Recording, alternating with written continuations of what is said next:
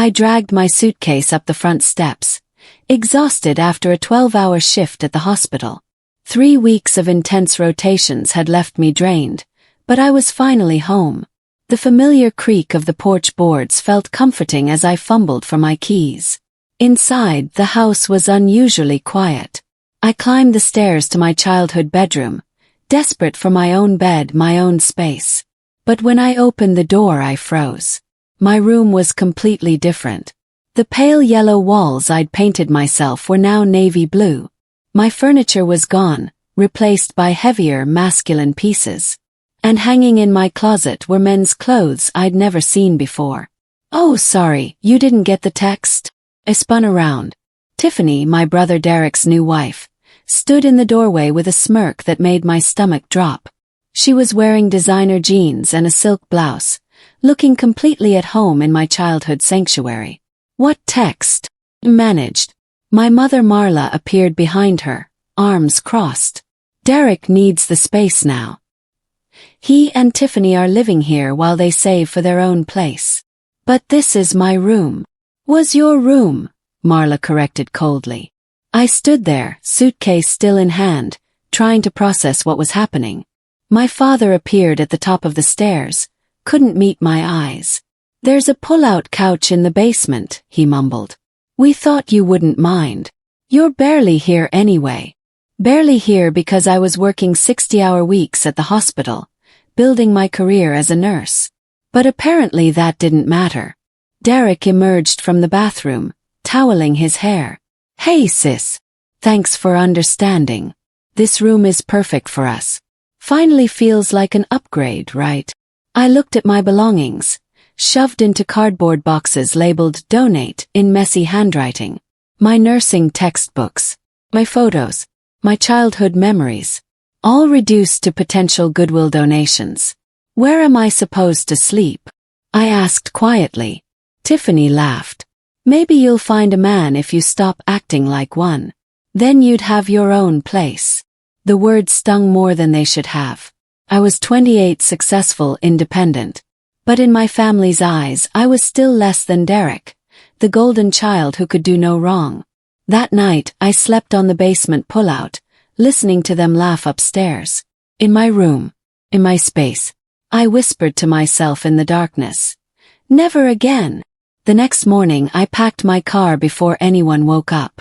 I didn't say goodbye, didn't leave a note. Just drove to the small apartment I'd been eyeing near the hospital. The lease was easy to sign. The furniture was minimal but mine. For the first time in weeks I could breathe. My coworker Helen, an older nurse with kind eyes and zero tolerance for nonsense, noticed my mood during our shift. "You look lighter," she observed. "What happened?" I told her everything. Room, Derek, Tiffany, the basement. Helen set down her clipboard and looked at me seriously. "Family can love you and still poison you, honey. You decide the dose. Remember that." The words stuck with me like a prescription I needed to fill. That evening, as I unpacked in my new apartment, my phone rang. Unknown number. I answered cautiously. "This is First National Lending. We're calling regarding the property at 847 Maple Drive.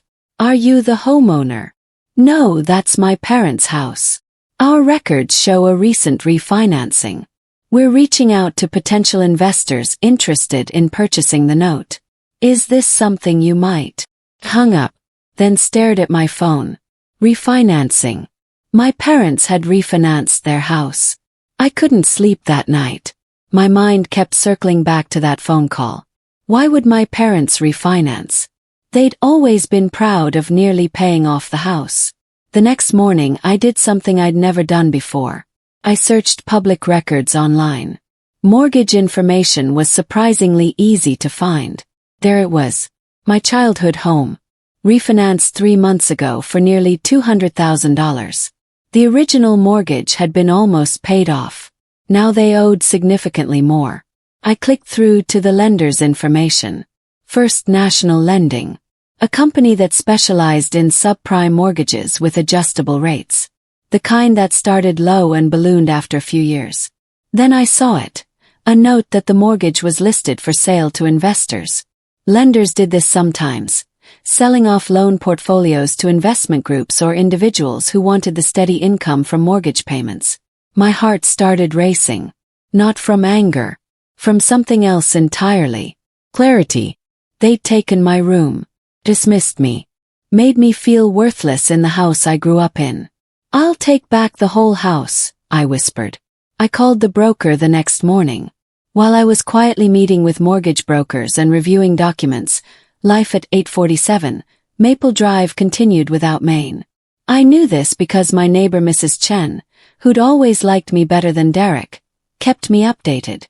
"They're having parties every weekend," she told me over coffee. "Derek invites his construction crew friends. Tiffany shows off the house like she owns it. What about my parents? Your mother loves it. Keep saying Derek will take care of them when they retire." Mrs. Chen shook her head. "Your father looks tired. But he doesn't say much." I asked her to keep me posted. Not for revenge. Just information. A week later she sent me a video. Someone's Instagram story. Tiffany in my childhood bedroom giving a house tour. This was Derek's sister's room, but honestly, she was never really family material, you know? More like the maid who thought she mattered. We finally upgraded to people who deserve nice things. The comments were full of laughing emojis. Derek appeared in the background, laughing along. I watched it 3 times. Then I saved it. Then I went back to reviewing mortgage purchase agreements with renewed focus. The process took 6 weeks. 6 weeks of paperwork, legal reviews, and financial disclosures. 6 weeks of proving I had the income and assets to purchase a $200,000 mortgage note. My broker was thorough. "You understand this makes you the note holder? You'll receive the monthly payments. If they default, you have the legal right to foreclose." "I understand. And you're sure about this? Buying your parents' mortgage is unusual." "I'm sure." The day I signed the final papers, I sat in my apartment with a glass of champagne. The deed of trust sat on my coffee table. Legal. Binding. I owned my parents' mortgage. They just didn't know it yet. The servicer, the company that would collect payments on my behalf, would handle everything. My name wouldn't appear on their monthly statements. Just the servicing company's information. Could watch. See what happened. "Let's see who's running the house now," I said to my empty apartment. My broker's warning echoed. "You'll be the one they call when payments fall behind." I was counting on it. 2 months passed. I focused on work, built my savings, and lived my quiet life. Then the servicer called. "Ms. Garrison. This is Park Financial Services. We service the mortgage you hold on 847 Maple Drive. The account is 30 days past due." My heart jumped. "How past due?" "They missed last month's payment entirely. We've sent notices but haven't received response." "What's the reason?" "The borrowers cited unexpected expenses. That's all the information we have." I thanked them and hung up. 30 days late. That wasn't like my parents. They'd always paid bills on time, often early. I called Mrs. Chen. "Have you noticed anything unusual at the house? Derek's construction business isn't doing well. I heard him arguing with someone on the phone about unpaid invoices. And Tiffany keeps buying expensive things. New furniture. Designer clothes. I saw the delivery trucks. So they were spending instead of paying. Using my parents' refinanced money like it was their own personal fund." A week later, another call from the servicer. Still no payment. Now 60 days late. Then my voicemail pinged. Tiffany's voice, loud and cheerful. "Just finished the upstairs renovations.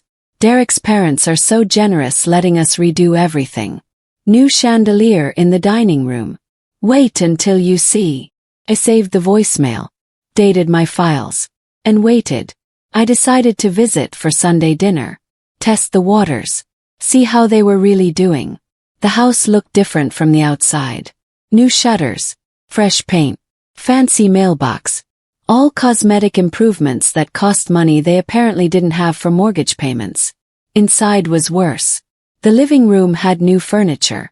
expensive leather couches, a massive TV mounted on the wall, and in the dining room, as Tiffany had promised, hung an enormous crystal chandelier.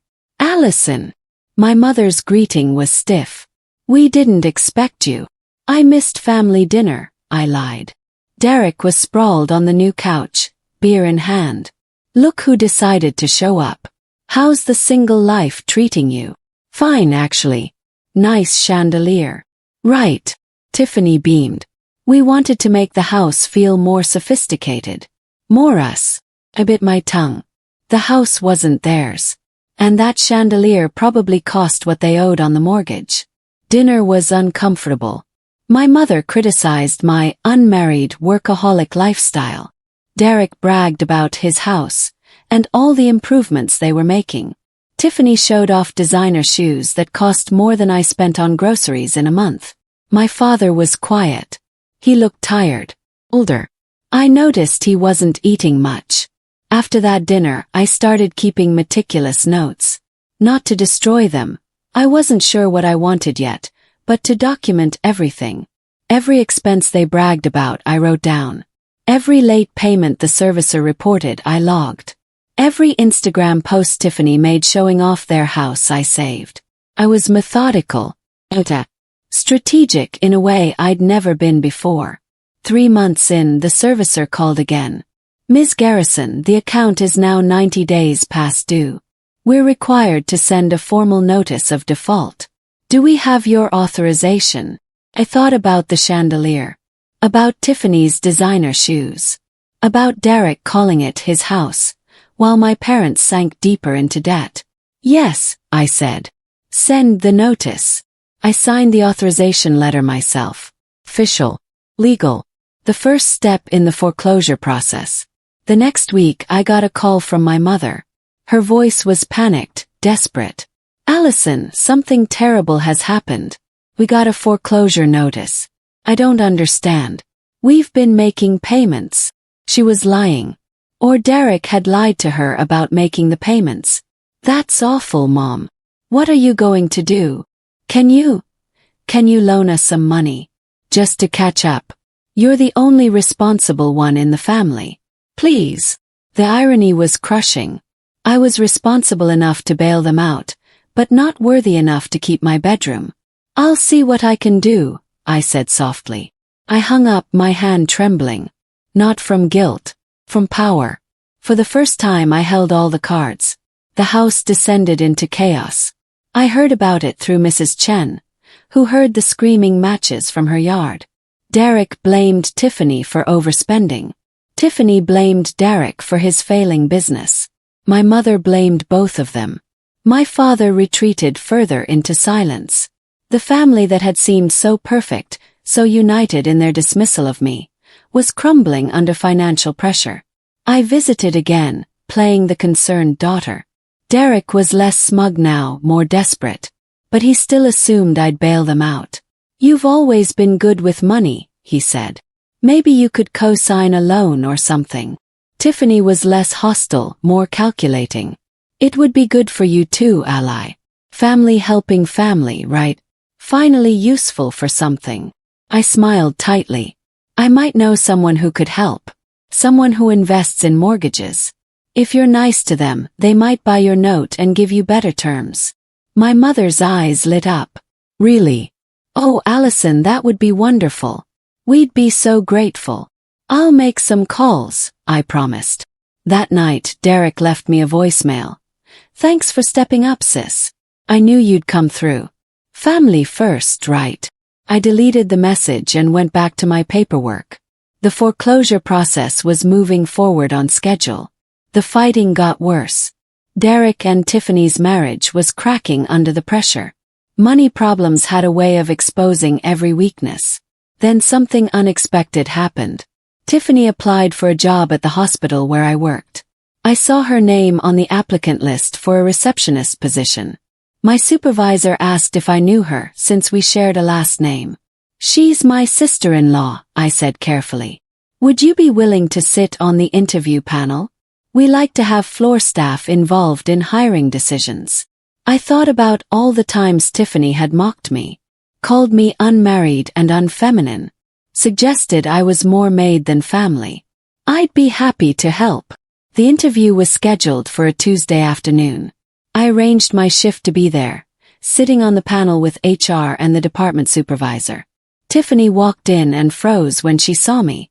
Her carefully composed expression cracked for just a second. "Hello, Tiffany," I said professionally. "Please have a seat. Let's begin." She stumbled through the interview. Every question I asked was fair, professional, completely appropriate. But my presence rattled her. She couldn't reconcile the family doormat with the composed professional sitting in judgment.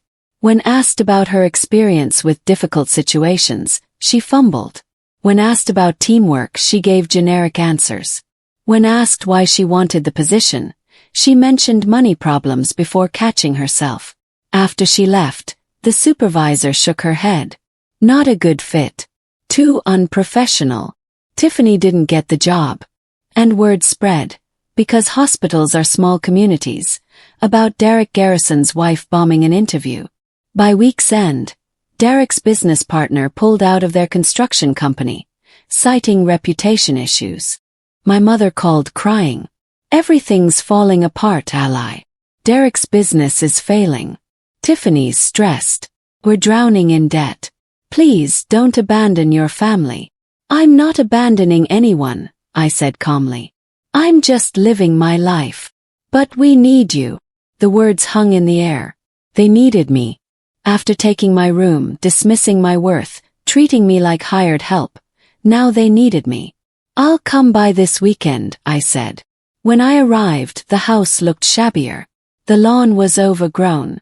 The new shutters already needed paint. All the cosmetic improvements were just that, surface-level fixes that couldn't hide the deeper problems. Inside, Derek's arrogance was finally gone. Tiffany's eyes were puffy from crying. My mother was thin, stressed. My father looked 10 years older. I walked upstairs to my old room. It was gaudy now, cluttered with their things. None of the warmth I'd put into it remained. "I loved this place once," I said quietly. Derek was behind me. "You'll never understand responsibility. You've always been jealous of what I have, of what I've built." I turned to face him. "You'll find out how responsible I can be." The final foreclosure notice arrived on a Tuesday. I know because Mrs. Chen texted me a photo of Derek standing on the porch, holding the envelope, his face white as paper. The notice was clear: payment in full within 30 days or the property would be seized and sold at auction. Derek stormed into the kitchen where my mother was making coffee. I wasn't there, but Mrs. Chen heard the shouting from her kitchen window. He blamed Mom for not keeping track of payments. She blamed him for spending the refinance money. Tiffany blamed everyone for not appreciating how hard she'd worked to make the house nice. My father just sat there silent. My mother broke down crying. Tiffany threatened to leave. Derek punched a wall and immediately regretted it, cradling his hand. Then someone noticed the sender line on the letter. Not just the servicer's name, but a property ID number that, if you looked carefully, traced back to a private investor. An investor named A. Garrison. They tried calling the mortgage servicer, demanding to know who bought their loan. The servicer, following privacy protocols, wouldn't disclose details. All inquiries were redirected to a P.O. box. My P.O. box. Derek left me a voicemail. His voice was manic, desperate. "Whoever bought our mortgage is destroying us, ruining our lives. If I find out who it is, I swear I'll make them pay." I saved the voicemail, not as a threat, but as evidence of how far he'd fallen, how the golden child was crumbling. My mother called next. "Allison, please. We're going to lose the house. Derek's wife is threatening to leave him. We have nowhere to go. You have to help us." "I'm doing everything I can," I said. Which was true. I was doing exactly what I'd planned. "We thought maybe you could talk to whoever owns the mortgage. Negotiate. You're good at talking to people. I'll see what I can arrange." The calls kept coming. Desperate. Frantic. Each one revealing more about how completely they'd mismanaged everything. and each one making me more certain of what I needed to do next. My mother showed up at my apartment unannounced on a Saturday morning. She looked terrible. Unwashed hair, rumpled clothes, eyes red from crying. "Please, Allison. I'm begging you. We'll lose everything. The house your father and I built our lives in. Where you and Derek grew up." Matey. Her talk. Let her explain how Derek had promised to handle the finances but hadn't. How Tiffany had insisted on the renovations. How they truly believed they'd catch up on payments once Derek's business picked up. "We were wrong to give away your room," she admitted finally. "That was cruel. I see that now. Why did you do it?" She was quiet for a long time. "Because Derek asked. And I've always given Derek what he asked for." "Why?" "Because." She stopped. Started again. "You were always so capable. So independent. You didn't need us the way Derek did. So you gave him everything and gave me nothing?" "No. We just..." She broke down. "You were never supposed to have more than your brother. It wasn't the plan." The words hung there. The truth finally spoken. I wasn't supposed to succeed more than Derek. Wasn't supposed to be more stable, more accomplished, more anything. I'd been kept small on purpose. That conversation changed everything. Not because I wanted revenge anymore, but because I needed closure. Needed to take back what had been taken from me. Not just a room, but my sense of worth in my own family. I drafted a letter to the servicer. Instructions for the foreclosure process. But I added something else, an offer. If my parents wanted to negotiate, they could meet with the new owner, face to face. I scheduled the meeting for the following Saturday. The house. Told them the owner wanted to see the property before making final decisions. My mother called immediately. "Oh, thank God. Thank you for arranging this. We'll be on our best behavior. We'll explain everything. Maybe they'll give us another chance." Derek was less optimistic. "Whoever this is, they're probably some corporate vulture." "Fine. We'll meet them." Tiffany spent all week cleaning, making the house presentable, trying to hide the damage they'd done. Saturday morning I dressed carefully. Professional but not cold. I put the deed in my briefcase. The documentation showing the full chain of ownership from the original mortgage to the refinance to my purchase of the note. Everything legal. Everything documented. Everything undeniable. I drove to the house and parked across the street. Sat there for 5 minutes, breathing deeply. Then I walked to the front door and rang the bell. My father answered. His confusion was immediate. "Allison, what are you doing here?" "The meeting with the new owner is." I stepped inside, briefcase in hand. "I know. I'm here for the meeting." My mother appeared from the kitchen. "Honey, you misunderstood. This is for the person who owns our mortgage. They're coming to." I set my briefcase on the dining room table, the one under the expensive chandelier, and opened it. Pulled out the deed of trust. "I am the person who owns your mortgage," I said quietly. Surprise. The silence was absolute. Derek stood frozen in the archway. Tiffany's mouth actually fell open. My mother's face went white. That's not possible," she whispered. I laid the papers on the table. "I bought the mortgage 3 months ago. Before you missed the first payment. Everything's legal. Everything's documented. I own the note, which means I own the right to foreclose." Derek found his voice. You did this on purpose. Planned this whole thing." "No. I planned to buy the mortgage. You missing payments, that was all you." The shock turned to anger fast. Derek's face flushed red. "This is betrayal. You're our family. I was family when you took my room. When you called me the maid who didn't matter." Tiffany backed toward the door. "This is insane. You can't do this." "I already did." I kept my voice level, professional. "The foreclosure process is nearly complete. In 2 weeks, the house goes to auction unless the full amount owed is paid." My mother was crying. "How could you do this to us? To your own parents? How could you give away my childhood room to make space for Derek's ego?" My father finally spoke. "What do you want from us, Allison?" It was the first time he'd asked what I wanted. Ever. "I want you to understand that actions have consequences. That dismissing someone doesn't make them disappear. It makes them independent." Derek moved toward me, fists clenched. "You think you're better than us now? With your fancy mortgage and your power trip?" "No." Closed my briefcase. "I just learned I don't need your approval anymore. That's the difference." I walked out, leaving the papers on the table. Leaving them to face what they'd created. News spread through our small town fast. The golden child had fallen. The daughter everyone had dismissed had bought her family's house out from under them.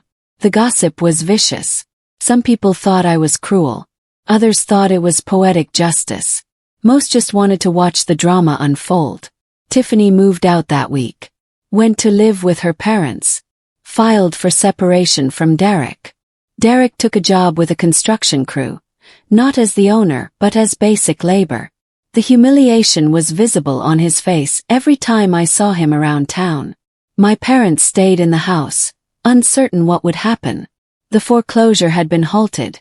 I'd frozen the process, but they didn't know what came next. One evening I found a rent envelope on my apartment door. Inside was a check and a note from my mother. "We'd like to stay in the house if you'll allow it. We can pay rent.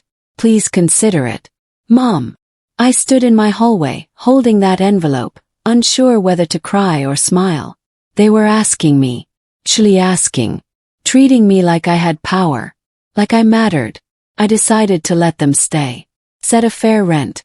Made it clear they were tenants now, not owners. My father delivered the first month's rent in person. Couldn't look me in the eye. Months passed. The dynamic had completely shifted. My parents lived quietly in the house that was legally mine. Derek worked his labor job. Tiffany was gone. Then one day my mother called. "Would you like to come for coffee? Just you and me." I agreed, curious. We sat in the kitchen where I'd eaten thousands of meals growing up. The expensive chandelier was gone. They'd sold it to make rent. The house looked more like I remembered it. Simpler. Honest. "I was wrong about you," my mother said. Wrong about so many things. I thought making Derek the center of everything would make him strong. Instead I made him weak. And I made you strong by ignoring you. That's not how it should have worked. "I know. Sorry. Truly sorry." The words felt genuine. For the first time I believed she meant them. We talked for 2 hours. Not fixing everything, that would take years. But starting. Building something real instead of the broken dynamic we'd had. As I was leaving, my father came home. Behind him was Derek. Derek looked different. Thinner. Harder. Like manual labor and humility had reshaped him physically. "Can I talk to you?" he asked quietly. We went to the porch. Sat on the steps like we had as kids. "I've been thinking a lot," Derek began. "About how I treated you. How we all treated you. You were always the strong one, the capable one. I just didn't want to see it. Because seeing it meant admitting I wasn't as special as I thought." "Derek, let me finish. Please." He took a breath. "I'm sorry. Not because you own the house now and I need something from you. But because I was cruel. Because I took advantage of your kindness and called it weakness. Because I let Tiffany mock you and joined in. I'm sorry. I'd imagined this moment. Practiced what I'd say. But now that it was here, all I felt was tired. "I forgive you," I said. "Not for you. For me. Because holding on to anger was poisoning me too." He nodded. "Thank you." I pulled an envelope from my bag. "I've been thinking too. About what's fair. What's right." Inside was a lease-to-own contract. "I'll transfer the deed to you. But you have to buy it properly. At fair market value. You have 5 years to get financing and pay me the full amount." Derek's eyes widened. "Why would you do that?" "Because it's the right thing to do. Earn it. Prove you can be responsible. Then it's yours." Derek signed the agreement. Started making payments. Got a better job. Began rebuilding his life properly this time. Tiffany came back eventually. But their relationship was different now. More equal. Less about appearances and more about actual partnership. My mother and I had coffee weekly. Sometimes my father joined. We were building something new. Not perfect, but honest. One Saturday, my mother asked if I wanted to see my old room. We put it back the way it was. As close as we could remember. I walked upstairs. The navy blue walls were gone, painted yellow again. My old furniture, they'd kept it in the attic, was back. Photos I'd thought were lost were on the walls. You kept all this. Your father insisted. He said one day you'd want it back. I looked at my dad. He shrugged. Seemed wrong to throw it all away. Even when I didn't have the courage to say what we were doing was wrong. I sat on my old bed. The room felt smaller than I remembered. But it was mine again. In every way that mattered. Thank you, I whispered. 3 years later, Derek made his final payment. The house was officially his. I signed over the deed in a lawyer's office. Everything proper and legal. You earned this, I told him. Be proud of that. He looked at the deed with something like awe. I won't forget what you did. How you could have destroyed us but chose to teach us instead. That's what family should do. Support. Not enable or destroy. We had dinner that night at the house. All of us. My parents, Derek, Tiffany, and me. The first family dinner in years that felt real. My mother raised her glass. To Allison, who saved us from ourselves. I shook my head. To second chances. And earning what we have. After dinner I went upstairs one last time. Stood in my old room. The room that had started all of this. The room that had taught me I deserved better than scraps of love and conditional acceptance. I whispered to the walls. Finally home. Finally free. Then I drove back to my apartment. My space. My life. Built on my own terms. I never moved back into that room. Didn't need to. It had served its purpose. Not as a bedroom but as a lesson. About worth. About boundaries.